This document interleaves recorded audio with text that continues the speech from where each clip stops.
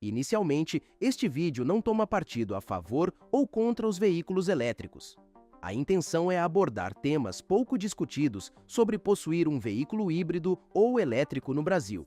Pretendemos esclarecer as diferenças entre ambos, explorar a facilidade ou complexidade para recarregá-los e compartilhar informações que seriam úteis saber antes de decidir pela compra de um.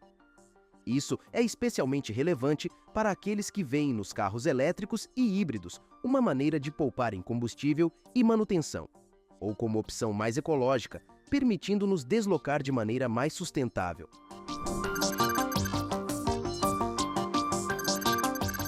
Quando os anúncios de carros elétricos chineses surgiram em 2023, pensei que era o momento de adquirir um. Ofereciam pela primeira vez um veículo elétrico bem equipado por até R$ 150 mil. Esse preço, outrora considerado absurdo, hoje se aproxima dos valores de veículos a combustão similares, apesar das baterias encarecerem os elétricos. Os desafios em dirigir um elétrico no Brasil são nítidos, mesmo nas cidades mais preparadas. Fiquei surpreso com os preços dos elétricos usados. Veículos com menos de 10 mil quilômetros rodados eram vendidos por até R$ 100 mil a menos que os novos. Modelos que custavam mais de R$ 250 mil em 2022 estavam disponíveis por R$ 130 a R$ 150 mil com baixa quilometragem. Isso reflete uma depreciação significativa, sugerindo insatisfação dos proprietários. A venda por valores tão inferiores, após pouco uso, indica experiências negativas.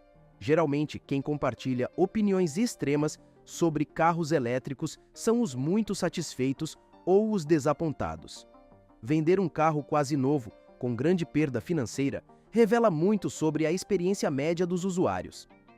Tendo dirigido elétricos nos Estados Unidos e estudado sobre eles, percebi que até os vendedores omitem aspectos que considero cruciais. Isso não se deve à má fé, mas à novidade que os elétricos representam até para as marcas. Portanto, é essencial entender as diferenças entre os tipos de eletrificação veicular, suas aplicações e limitações. Aqueles que se arrependeram da compra de um elétrico talvez não tivessem todas as informações necessárias para uma decisão informada. Esse conhecimento poderia ter evitado desapontamentos significativos.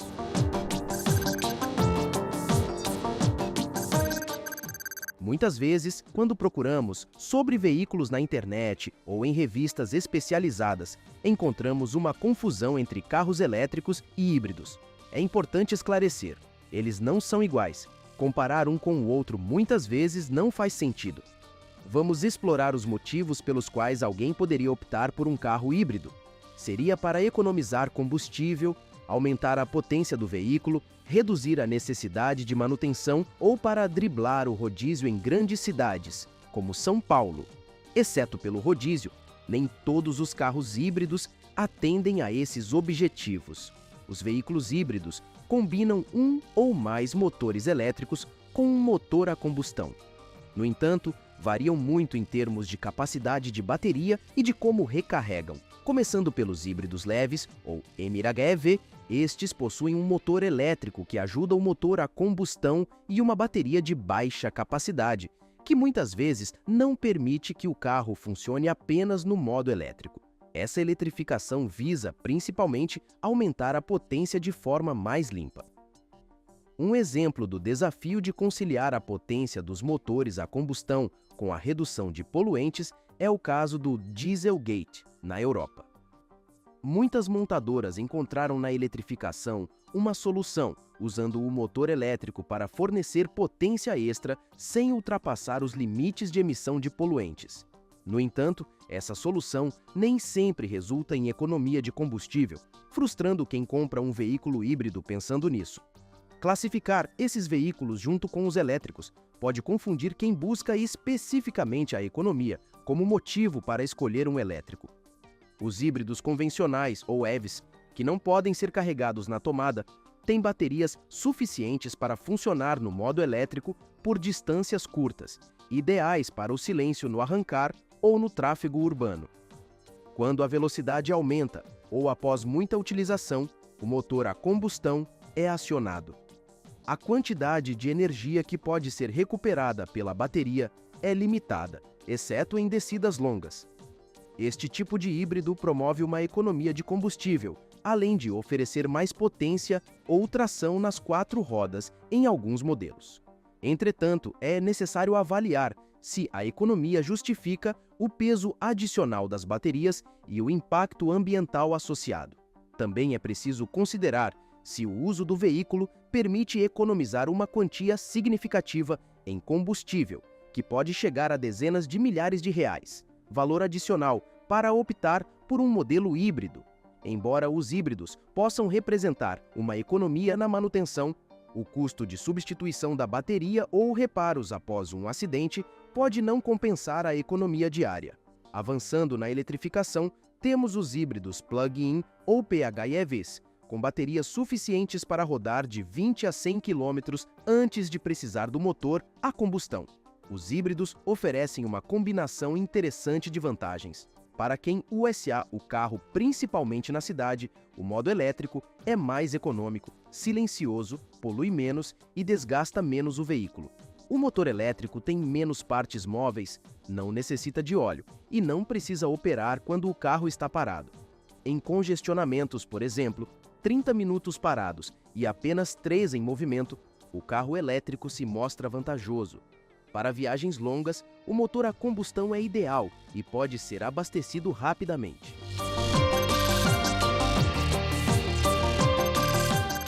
Carros híbridos unem o motor elétrico e o motor a combustão, uma combinação que não é dominada por todas as marcas. Porém, quando bem executada, resulta em veículos com até 400 cavalos de potência. Eles se destacam pelo arranque rápido e pela grande autonomia. Contudo, um aspecto menos discutido é o alto custo, tanto na compra quanto na manutenção. Um híbrido plug-in, por exemplo, requer baterias e motores elétricos adicionais, aumentando seu preço em pelo menos R$50 mil em comparação com modelos puramente a combustão. Este acréscimo no preço reflete-se também na quantidade de recursos naturais utilizados e no impacto ambiental da produção das baterias. Para justificar financeiramente a escolha por um modelo híbrido, seria necessário uma economia significativa em combustível. Além disso, há a necessidade de percorrer distâncias maiores para compensar as emissões adicionais geradas durante a sua produção, comparadas a veículos convencionais. A acessibilidade financeira é um empecilho, visto que os híbridos plug-ins geralmente partem de valores bem mais elevados.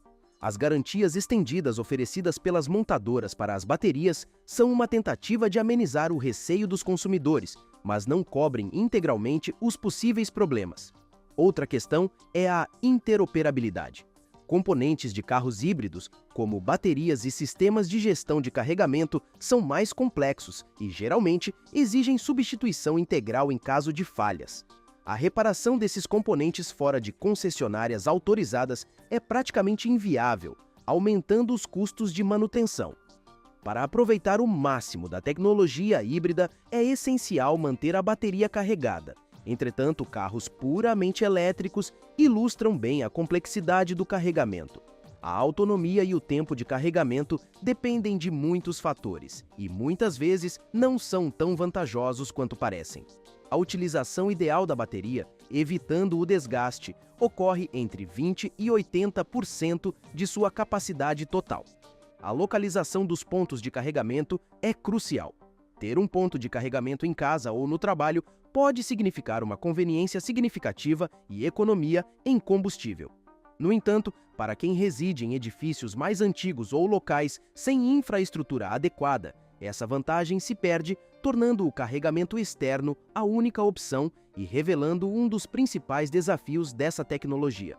Assim, enquanto os veículos híbridos e elétricos oferecem benefícios claros em termos de potência e economia de combustível, seus custos iniciais elevados, complexidades de manutenção e a necessidade de infraestrutura de carregamento são aspectos que potenciais compradores devem considerar cuidadosamente. Estamos longe de alcançar um número suficiente de postos de carregamento na metrópole de São Paulo.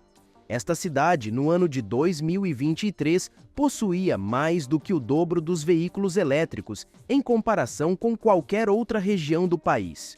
Isso revela um grande desafio, principalmente quando consideramos a força dos carregadores. Pode parecer um mero detalhe, porém é um fator crucial. Pode-se argumentar que existem muitos locais para carregar veículos. Nos bairros, mercados, shoppings e até em estacionamentos encontramos pontos de carregamento. Inclusive, alguns postos de combustíveis já oferecem esse serviço. No entanto, a maior parte desses pontos possui baixa potência. A questão da potência é vital para entender o tempo necessário para carregar um veículo elétrico. Carregadores rápidos de 130 kW podem recuperar até 80% da carga em apenas 30 minutos. Porém, para atingir essa marca, o veículo precisa estar conectado a um carregador de alta potência. Em comparação, carregadores comuns de 7 kW necessitam de cerca de 10 horas para uma carga completa, sob condições ideais. A experiência de quem adquire um veículo elétrico esperando uniformidade nos carregadores pode ser frustrante. A autonomia do veículo depende da capacidade de suas baterias. Ter uma grande autonomia tem seus prós e contras. Eleva o custo, o consumo de recursos, a poluição e o peso do veículo. Um exemplo extremo é o Hummer elétrico, que, apesar de menos poluente que sua versão a combustão, emite mais carbono nos Estados Unidos, tendo em vista o peso de suas baterias. A maioria dos carregadores disponíveis no Brasil não suporta o carregamento rápido necessário para baterias de alta autonomia. Utilizando o aplicativo EasyVolt para localizar carregadores, encontrei apenas um posto com mais de 100 kW na cidade de São Paulo. Existem outros 4 nas estradas, o que é prioritário para viagens longas. Porém, ainda estamos muito atrás do necessário. Durante minhas andanças pela cidade, observei os postos de carregamento rápido. Geralmente, eles estão ocupados ou com fila, especialmente de motoristas de aplicativo e vans de entrega, que são veículos comumente elétricos na cidade. Este problema não é exclusivo de São Paulo ou do Brasil. Nos Estados Unidos, mesmo com uma rede extensa de carregadores Tesla desde 2019, as estações de carregamento rápido frequentemente têm longas filas durante o horário comercial.